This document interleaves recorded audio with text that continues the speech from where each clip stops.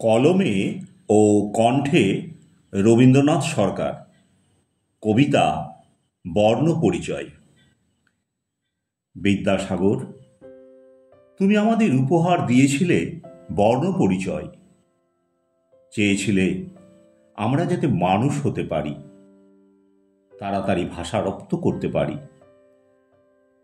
আমাদের তৈরি করতে চেয়েছিলে শিক্ষক, ডাক্তার, ইঞ্জিনিয়ার, লেখক কিংবা ভালো সমাজসেবী।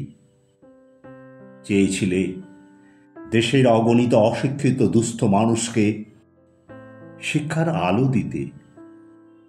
চেয়েছিলে দীর্ঘদিন চিকিৎসার অভাবে অবহেলিত মুমূর্ষু রোগীকে বাঁচাতে।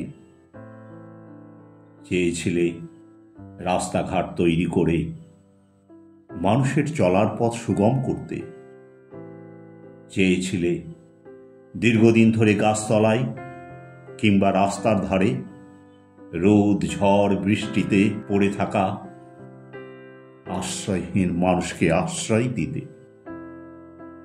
চেয়েছিলে দেশের শত শত অবহেলিত লাঞ্ছিত মানুষকে সেবা দিয়ে তাদের উন্নতি সাধন করতে।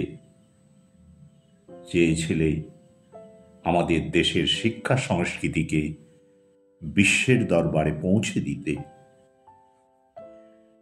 তুমি এ দেশীয় নারীদের শিক্ষা দিয়ে নারী মুক্তির পথকে করেছ সুগম। তোমার বর্ণ পরিচয় থেকে হাতে খড়ি নিয়ে আমরা অনেকেই শিক্ষিত হয়েছি,